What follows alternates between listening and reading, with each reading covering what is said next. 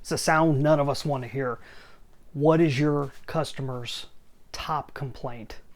Hi, I'm Brian Pombo. Welcome back to Brian J. Pombo Live. The worst sound in the world is a whiny customer to somebody who works in, especially if you're the business owner, you're an executive, you're one of the people in charge, and all you're trying to do is get your product and service out to the masses. And it just takes a few of those types of people that just come back with the complaints, and it's like nails on a chalkboard. I know how it is, but honestly, I'm a business strategist. I work with a lot of different companies and different business owners.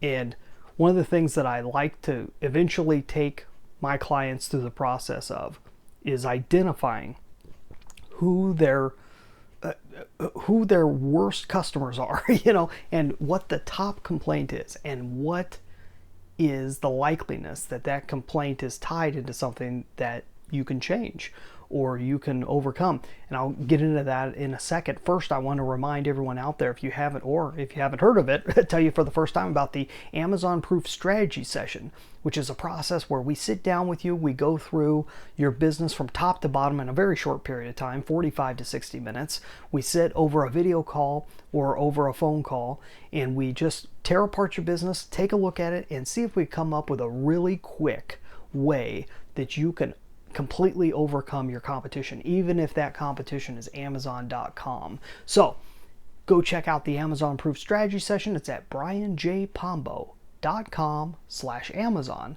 And I know that's big, long, and complicated. Just click on the link or copy and paste it. It's over in the description. Go check it out. So let's talk about the worst case scenario.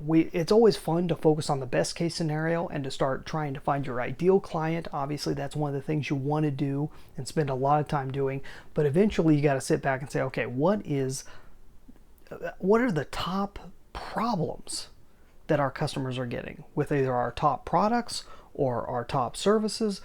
What are they coming back at? What are we hearing a lot back? Maybe not a lot. Maybe just when we hear complaints, these are the complaints we hear.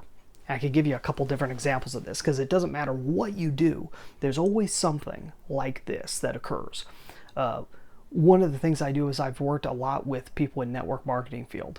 And in network marketing, the specific area I'm talking about is in the area of basically, in a sense, getting the business opportunity out there and finding people that can do a long-term business with you. Now, in that situation, one of the top complaints you end up coming back at is you have people that after a very short amount of time and after a very small amount of effort come back and say, I wasn't able to make money, or I wasn't able to make the thousands of dollars I wanted in that short period of time with the short amount. They don't say that, but they say, I wasn't able to make the money. It just didn't work for me. And so one of the things I've always encouraged people to do is if you got to be straightforward with the problem. If that's a common misconception, then either the person should not have gotten in, they should not have gotten involved with the opportunity, or they needed to have a different expectation. All of this comes back to expectations. It doesn't matter whether you're buying a toothbrush or whether you're purchasing a car. It all comes down to expectations.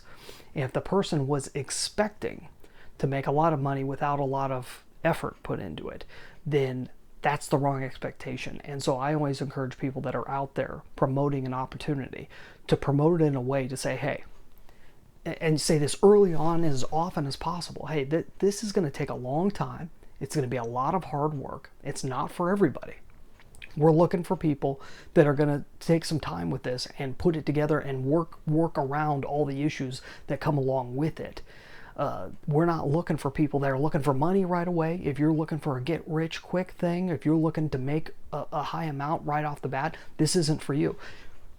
If you say that straight out early on, you will weed out a huge percentage of the people that would get involved that shouldn't be involved. And that's one of the main flaws with the network marketing model, is that people aren't encouraged to find the right people. They're encouraged to find anybody.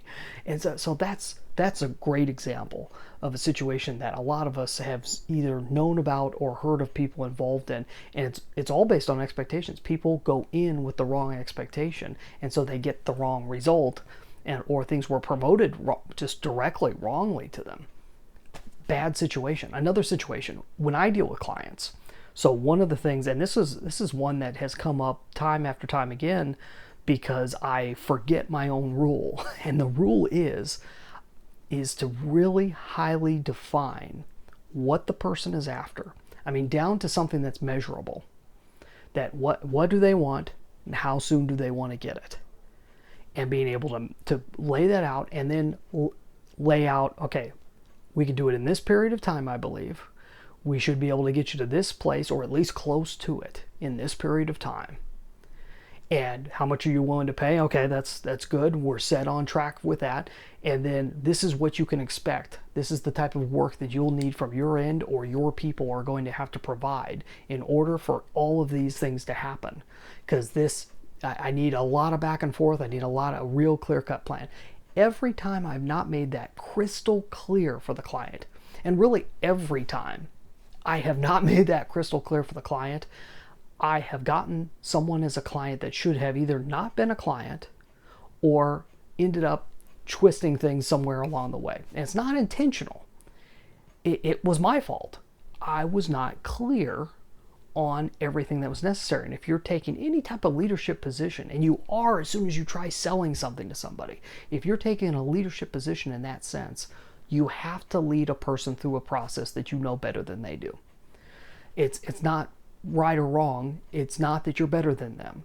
It's just that you're being brought in to provide a product or a service, and you've got to be clear about what they're getting for the money or effort that they're putting towards it, if that makes any sense. Same thing happens if you're selling things online.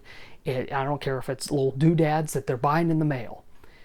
If they are expecting that doodad to do something else, or show up sooner, or be bigger or smaller, and you're getting that complaint over and over again, it's because you're not handling the expectation early on. And oftentimes that comes from a fear of losing the customer, fear of not having them buy it in the first place. But it's much better situation to have happy customers than to have those whiny ones that end up coming back. You'll always have them here and there. You can't help it. You can do everything you can to try and create expectations in the right manner, but you'll always end up with somebody that just didn't hear you, or willfully didn't hear you. So that's something to keep in mind, and something to challenge yourself with. None of us even like thinking about negative customers, but you need to think about it to be able to prevent it. So hopefully that's helpful for you. We'll be back here tomorrow night. In the meantime, get out there and let the magic happen.